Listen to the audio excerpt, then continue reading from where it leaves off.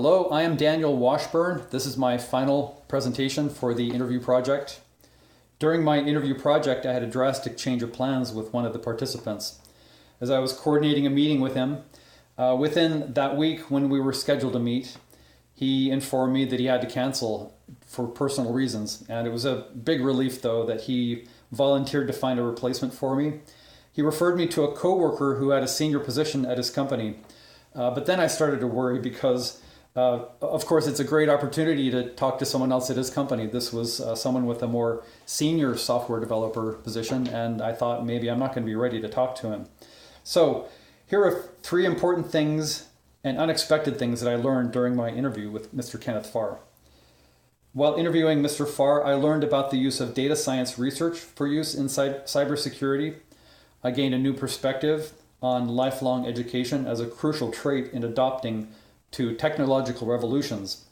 And I was surprised to learn of Mr. Farr's belief that communication skills are central to success in a cybersecurity career rather than just operational hacking skills.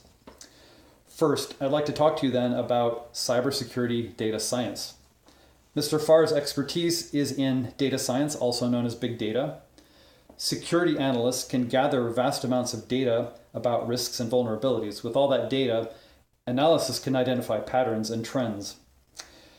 So in information security, it's difficult to quantify risk in a meaningful way. Mr. Farr told me about the software platform he uses at his company, and it helps customers to make a quantifiable decision. The software helps construct model scenarios, run simulations, and generates reporting on business and financial risks that minimize the guesswork. Mr. Farr's perspective on information security is very different from what I've experienced so far. He pointed out several times that he's not very well tuned in to operational security, as he calls it, and he generally sees it from the side of scientific research and even philosophical analysis. Before the interview, I didn't have much of a concept of security beyond operational disciplines of things like physical security, malware, and social engineering. Next, I'll talk to you about education and outliving technological revolutions. First, as we discussed education, we both have engaged in online learning resources such as individual university classes online or even micro degrees. I asked whether a combination of micro degrees would count or carry the same weight as a traditional degree, but Mr. Farr established that regular degrees are still locked in as gatekeepers for careers. However, we can't just check the box for a college degree and then retire from learning. As we talked about lifelong education then, Mr. Farr proposed that overall we're a much healthier society as far as healthcare goes, where advances are enabling us to live longer, productive lives. As both of us remember the beginning of the internet, let's say the explosive growth and adoption of the internet, we see that major technological shifts occur. They continue to occur at a rapid pace. Without continuous learning and adaptability, we become lost in the latest developments in the world. Since we may continue to live much, much longer than we anticipated, we'll have to continue striving to learn in order to keep up with the world. He mentioned it's theorized that perhaps the first person that will live to 150 years is alive today.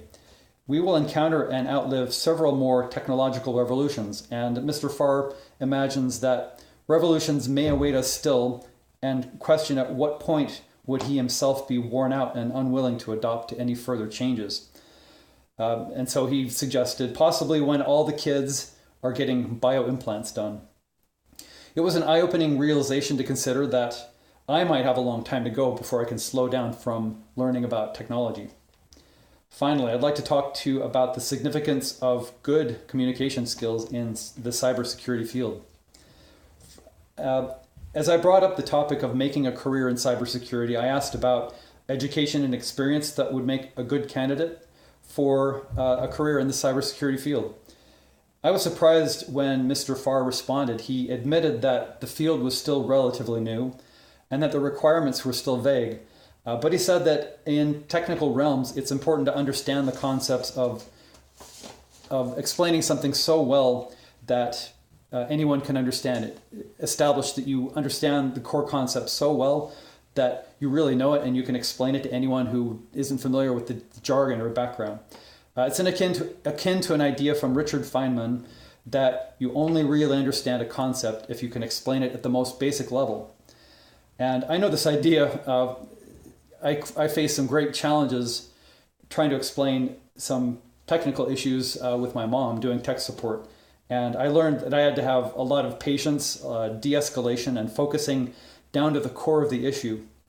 I can appreciate Mr. Feynman's challenge to only claim understanding when I can fundamentally convey the meaning to others, especially my mom. And to my surprise, Mr. Farr suggested that the most important skill for a career in cybersecurity is actually communication, ahead of operational skills in hacking, coding, or system administration. My expectation was that a competent practitioner in the field would need exceptional technical prowess in commanding technology and esoteric adversarial insight to succeed in thwarting modern technological attacks. Rather than facing off against technology as the enemy, he turned his attention to his fellow humans as allies and established that human communication is the crucial skill in achieving success. Mr. Farr was eager to share his enthusiasm for communication guides, books. He promised to arrange a reading list for me, and he emphasized how pivotal the role of cybersecurity expert is to the combined team effort. He described it as an organizational nexus to pull teams together and to bridge technological gaps. He described how a cybersecurity expert would be the conduit between many levels of an organizational chart, as well as between various specialized disciplines within a single team.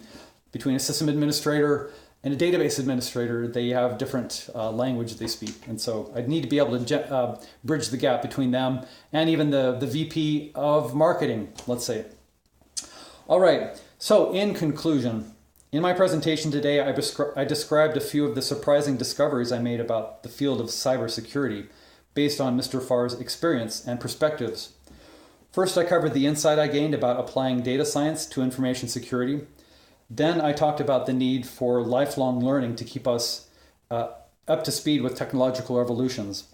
Lastly, I talked about the crucial role of communication in the field of cybersecurity. I truly value any opportunity to expand my horizons, and I acknowledge that my interview caught me off guard. I had prepared a set of questions and prompts to guide the interview through an intended course, but I found that the course required an allowance for an open mind.